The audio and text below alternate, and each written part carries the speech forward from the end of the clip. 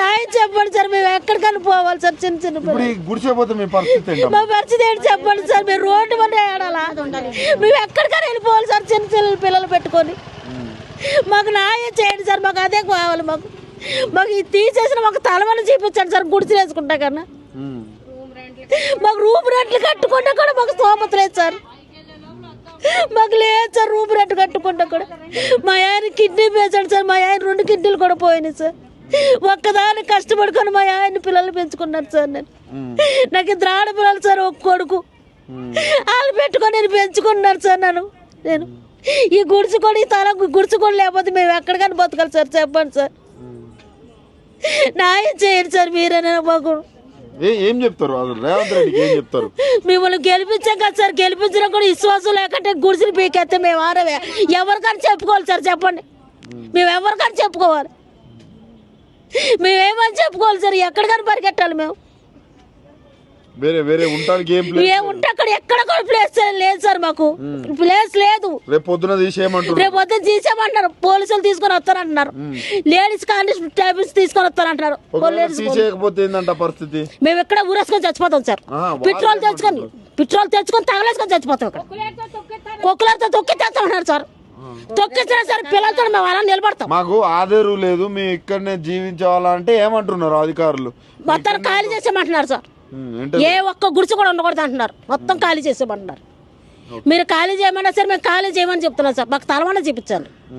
మేము అది ఒక్కటే కోరుకుంటున్నాం. మాకు తలమాన జాగాని చూపిస్తే మేము ఎక్కడ దిక్కును కొండలో మండలో బరగా కర్రల గిర్లని పట్టుకుని వెళ్ళి వేసుకుంటాం అన్న. ఎంత దూరం ఉంటుంది ఈ నుంచి చెరువు? ఇక్కడే సార్. పైకే ఉంది. పైకి వెళ్ళాలి సార్. సంబంధం లేదు సార్. మాకు అడ్డగట్టు కూడా ఉంది సార్ అక్కడ. కరాకు మీరు తీసేవాళ్ళమ్మా. మీరు తీయపోతే మేమేం చేయాలంటే అది చేస్తాం అంటున్నారు సార్. అయ్యా మేము 30 సంవత్సరాల బట్టి నుంచి ఇక్కడ ఉంటున్నాం. చిన్న చిన్న బిడ్డలు పెట్టుకుని ఉంటున్నాము. మమ్మల్ని ఇప్పుడు ఏ సార్ కూడా మమ్మల్ని కాపాడతాక రాలేదు. ఎవ్వరు కూడా రాలేదు. ఈయన గెలిపించాము, ఓట్లేసి గెలిపించాము. ఇప్పుడు మమ్మల్ని 36 చెరువులను తాగెత్తున్నారు. మాకు 4 రోజుల బట్టి నుంచి అన్నం తింటలేదు. అన్నం తింటే మీ పీ తిన్నట్లు లెక్క అయ్యా. మేము అసలు నిద్రపోతలేదు. 4 రోజుల నుంచి మాకు నిద్ర లేదు. ఎప్పుడు వస్తున్నారో తెలియదు, ఎప్పుడు వస్తారో తెలియదు, ఏమైపోతామో తెలియదు. మాకు టెన్షన్ టెన్షన్ టెన్షన్. మాకు ఆఫీస్ వాళ్ళు వస్తున్నారు సార్. మీరు అర్జెంట్ ఖాళీ చేస్తారా? ఖాళీ చేయరా? లేదా కోకులను తీసుకొస్తాం, లేదా పోలీసులు తీసుకొస్తాం. ఇయ్యా చెప్తున్నారు సార్. ఖచ్చితంగా ఇయ్యా చెప్తున్నారు. ఇప్పుడు కూడా గంట ముందు వచ్చారు. 4 వచ్చారు. మధ్యాహ్నం కూడా 4 వచ్చారు. ఏమంటున్నారమ్మా, మీరు గుడిసెలు ఖాళీ చేయరా? మీరు ఖాళీ చేయకపోతే మీరు అలాగే ఉండండి, మిమ్మల్ని మనుషులతో పాటు తొక్కిచ్చేస్తాం అంటున్నారు సార్.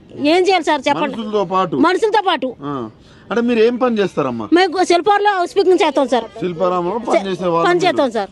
మీకు గుడిసెలు తప్ప ఇంకా గుడిసెలు తప్ప మాకు ఆధారం ఏంటి ఏది లేదు సార్.